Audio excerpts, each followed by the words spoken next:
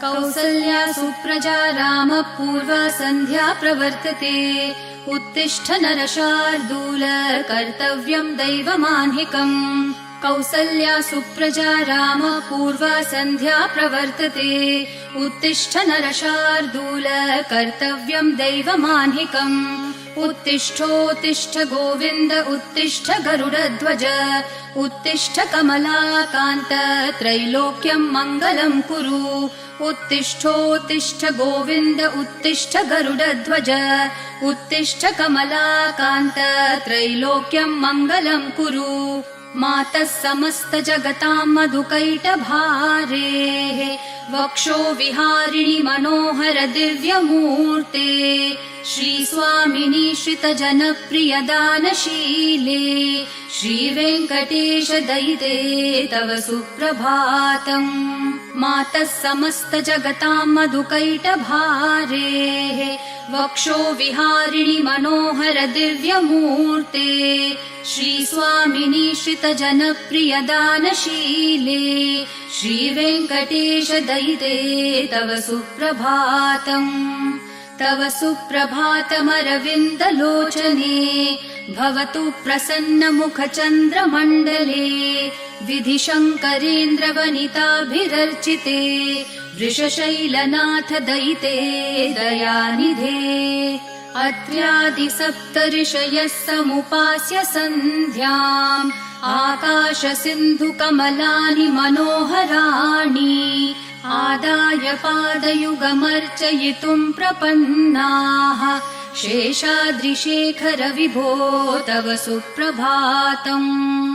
पञ्चाननाब्ज भव षण्मुखवासवाद्याः त्रैविक्रमादिचरितम् विबुधास्तुवन्ति। भाषापतिः पठति वासरशुद्धिमारात् शेषाद्रिशेखर विभो तव सुप्रभातम्।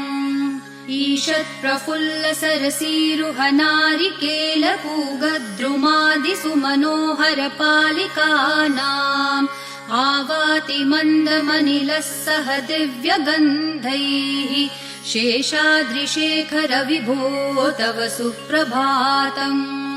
उन्मील्य नेत्रयुगमुत्तम पञ्चरस्था पात्रावशिष्ठ कदलीफलपायसानि भूत्वा सलीलमथ केलिशुकाः पठन्ति शेषाद्रिशेखर विभो तव सुप्रभातम्।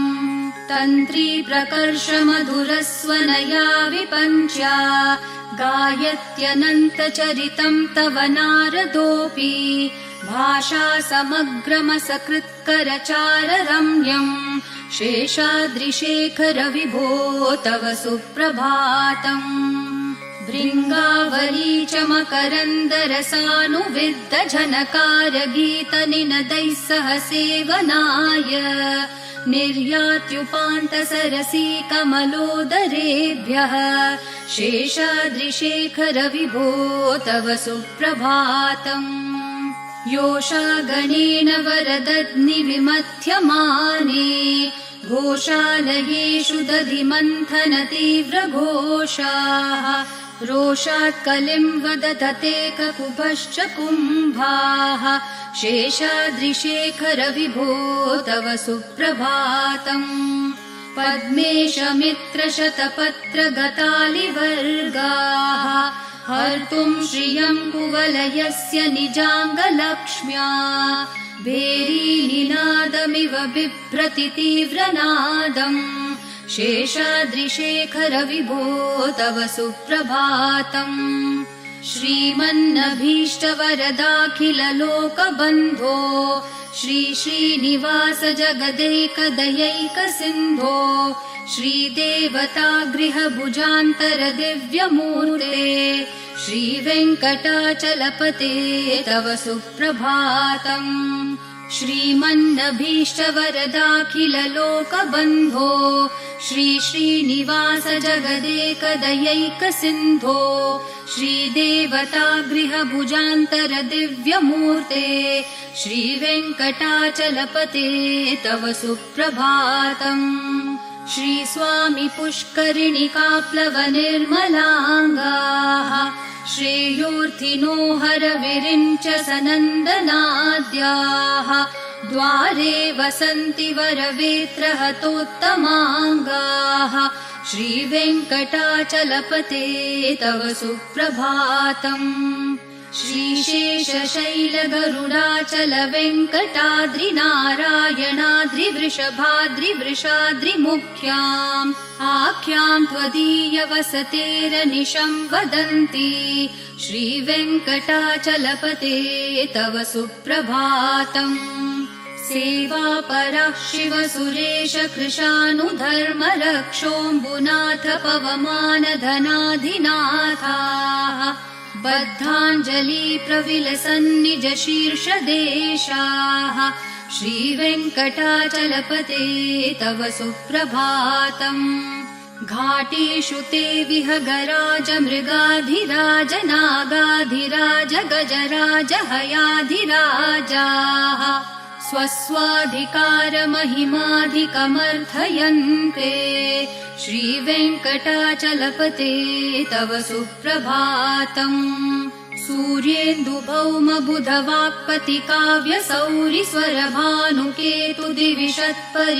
सूर्येन्दुभौमबुधवाक्पतिकाव्यसौरिस्वरभानुकेतुदिविषत्परिषत्प्रधानाः त्वद्दासदासचरमावधिदासदासाः श्रीवेङ्कटाचलपते तव सुप्रभातम् त्वत्पादधूलिभरितस्फुरितोत्तमाङ्गाः स्वर्गापवर्गनिरपेक्षनिजान्तरङ्गाः कल्पागमाकलनयाकुलताम् लभन्ते श्रीवेङ्कटाचलपते तव सुप्रभातम् त्वद्गोपुराग्रशिखराणि निरीक्षमाणाः स्वर्गापवर्गपदवीम् परमाश्रयन्तः मर्त्या मनुष्यभुवने मतिमाश्रयन्ते श्रीवेङ्कटाचलपते तव सुप्रभातम् श्रीभूमिनायक दयादिगुणामृताब्धे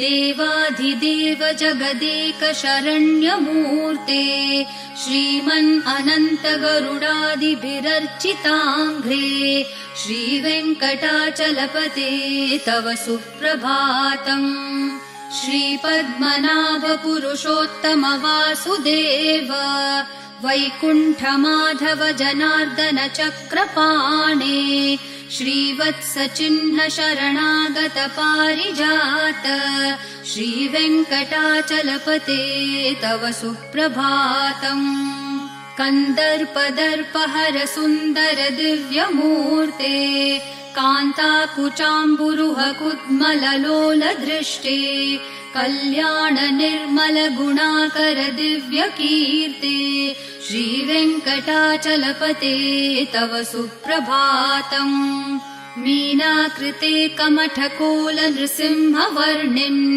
स्वामिन् परश्वथ तपोधन रामचन्द्र शेषांश राम यदुनन्दन कल्किरूप श्रीवेङ्कटाचलपते तव सुप्रभातम् एलालवङ्गधनसार सुगन्धितीर्थम् दिव्यम् वियत्सरिति हेम घटेषु पूर्णम् धृत्वाद्य वैदिक शिखामणयः प्रहृष्टा तिष्ठन्ति वेङ्कटपते तव सुप्रभातम् भास्वानुदेति विकचानि सरोरुहाणि सम्पूरयन्ति निनदैः ककुभो विहङ्गाः श्रीवैष्णवा सततमर्थितमङ्गलास्ते धामाश्रयन्ति तव वेङ्कट सुप्रभातम् ब्रह्मादयः सुरवराः समहर्षयस्ते सन्तः सनन्दन मुखास्तवथ योगिवर्याः धामान्तिके तव हि मङ्गलवस्तु हस्ताः श्रीवेङ्कटाचलपते तव सुप्रभातम् लक्ष्मीनिवास निरवद्य गुणैकसिन्धो संसार सागर समुत्तरणैकसेतो वेदान्तवेद्य निज वैभव भक्त भोग्य श्रीवेङ्कटाचलपते तव सुप्रभातम्। लक्ष्मीनिवास निरवध्य गुणैकसिन्धो संसारसागर समुत्तरणैकसेतो वेदान्तवेद्य निज वैभव भक्त भोग्य श्रीवेङ्कटाचलपते तव सुप्रभातम्। इत्थं वृषाचलपतेरिह सुप्रभातम्। ये मानवः प्रतिदिनं पठितुं प्रवृत्ताः तेषां प्रभातसमयस्मृतिरङ्गभाजाम् प्रज्ञां परार्थसुलभां परमां प्रसूते। इत्थं वृषाचलपतेरिह सुप्रभातम्। ये मानवः प्रतिदिनं पठितुं प्रवृत्ताः तेषां प्रभातसमयस्मृतिरङ्गभाजाम् प्रज्ञां परार्थसुलभां परमां प्रसूते। कमलाकुचूचुककुङ्कुमतो नियतारुणतातुलनीलतनो कमलायतलोचनलोकपते विजयी भव वेङ्कटशैलपते। कमलाकुचूचुककुङ्कुमतो नियतारुणतातुलनीलतनो कमलायतलोचनलोकपते विजयी भव वेङ्कटशैलपते। स चतुर्मुख षण्मुख पञ्चमुख प्रमुखाखिल दैवतमौलिमणे शरणागत वत्सल सारनिधे परिपालय मां वृषशैलपते। अतिवेलतया तव दुर्विषहै अनुवेलकृतैरपराधशतैः भरितं त्वरितं वृषशैलपते परया कृपया परिपाहि हरे। अधिवेङ्कटशैलमुदारमते जनताभिमताधिकदानरतात् परदेवतया गदितान्नगमै कमलादयितान्न परं कलये। कलवेणुरवावशगोपवधू शतकोटिवृतात् स्मरकोटिसमात् प्रतिवल्लविकाभिमतात् सुखदात् वसुदेवसुतान्न परं कलये। अभिराम गुणाकर दाशरथे जगदेकधनुर्धर धीरमते रघुनायक राम रमेश विभो वरदो भवदेव दया जलदे। अवनीतनया कमनीयकरं रजनीकर चारुमुखाम्बुरुहम् रजनीचरराजतमो मिहिरं महनीयमहं रघुराममये। सुमुखं सुहृदं सुलभं सुखदं स्वनुजं च सुखाय ममोघशरम् अपहाय रघुत्वहमन्यमहं न कथञ्चन कञ्चन जातु भजे। विना वेङ्कटेशं न नाथो न नाथ सदा वेङ्कटेशं स्मरामि स्मरामि।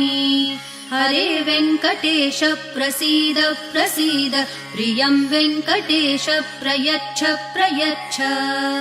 विना वेङ्कटेशं न नाथो न नाथ सदा वेङ्कटेशं स्मरामि स्मरामि।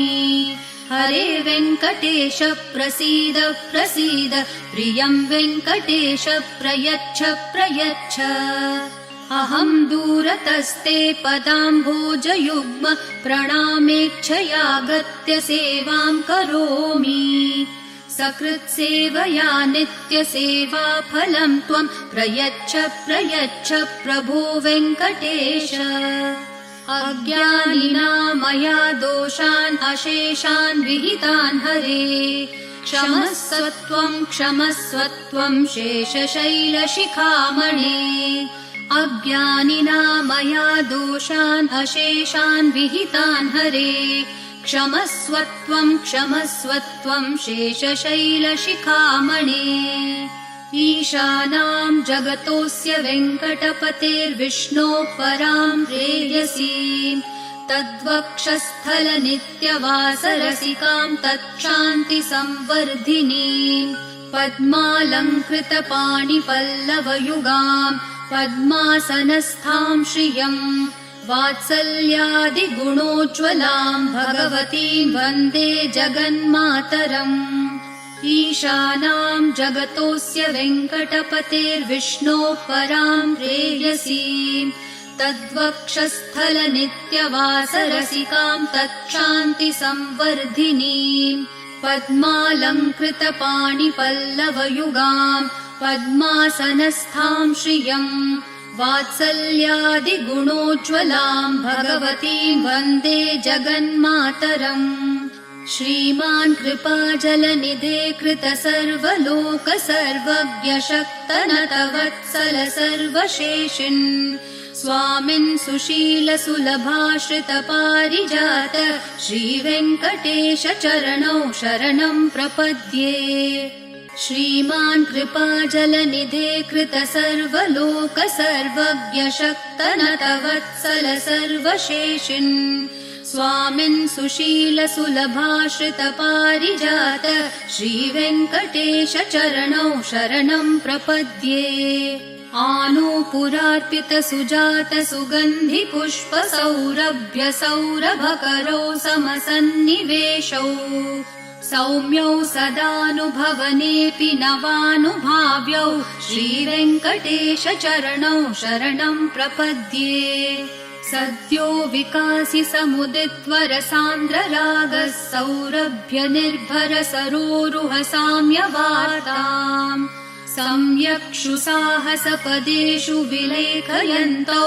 श्रीवेङ्कटेश चरणौ शरणं प्रपद्ये रेखामयध्वज सुधाकलशातपत्र वज्राङ्कुशाम्बुरुह कल्पक शङ्ख चक्रैः भव्यैरलङ्कृततलौ परतत्त्वचिह्नैः श्रीवेङ्कटेश चरणौ शरणं प्रपद्ये ताम्रोदरद्युतिपराजित पद्मरागौ ब्राह्मेर्महोभिरभिभूत महेन्द्रनीलौ उद्यन्नखांशुभिर्दस्त शशाङ्कभासौ श्रीवेङ्कटेश चरणौ शरणं प्रपद्ये सप्रेम भीतिकमलाकर पल्लवाभ्यां सम्माहनेऽपि सपदिक्लममादधानौ कान्ताववाङ्मनसगोचरसौ कुमार्यौ श्रीवेङ्कटेश चरणौ शरणं प्रपद्ये लक्ष्मीमहीतदनुरूप निजानुभावन्नीलादिदिव्यमहिषीकर पल्लवानाम् आरुण्यसङ्क्रमणतः किल सान्द्ररागौ श्रीवेङ्कटेश चरणौ शरणं प्रपद्ये नित्यानमद्विधि शिवादि किरीटकोटि प्रत्युक्त दीप्ति नवरत्नमःप्ररोहैः नीराजनाविधिमुदारमुपादधानौ श्रीवेङ्कटेश चरणौ शरणं प्रपद्ये विष्णोपदे परम इत्युदित प्रशंसो यौ मध्य उत्स इति भोग्यतयाप्युपातौ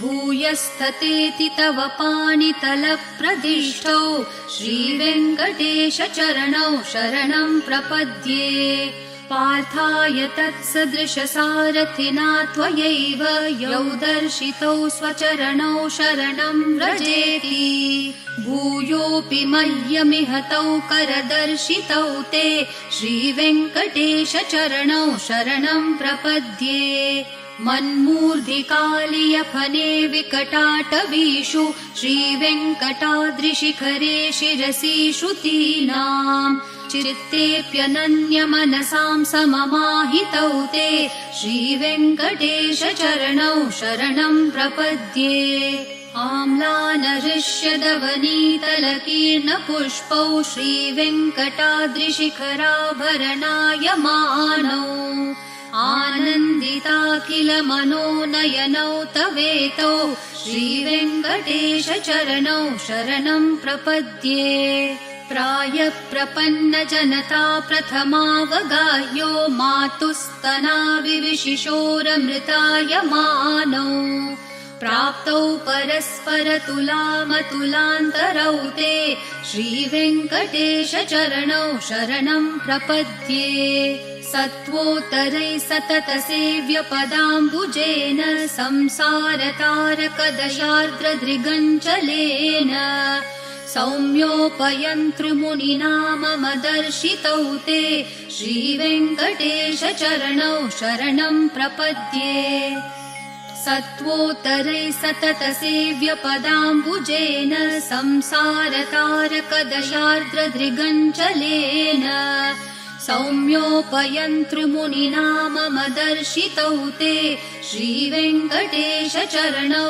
शरणं प्रपद्ये श्रीशश्रिया घटिकया त्वदुपाय भावे प्राप्ये त्वयि स्वयमुपेयतया स्फुरन्त्या नित्याश्रिताय निरवद्य गुणाय तुभ्यं स्यां किङ्करो वृषगिरीश न जातु मह्यम् श्रीशश्रिया घटिकया त्वदुपाय भावे प्राप्ये त्वयि स्वयमुपेयतया स्फुरन्त्या नित्याश्रिताय निरवद्य गुणाय तुभ्यं स्यां किङ्करो वृषगिरीश न जातु मह्यम् श्रियः कान्ताय कल्याणनिधये निधयेऽर्थिनाम् श्रीवेङ्कटनिवासाय श्रीनिवासाय मङ्गलम् श्रियः कान्ताय कल्याणनिधये निधयेऽर्थिनाम् श्रीवेङ्कटनिवासाय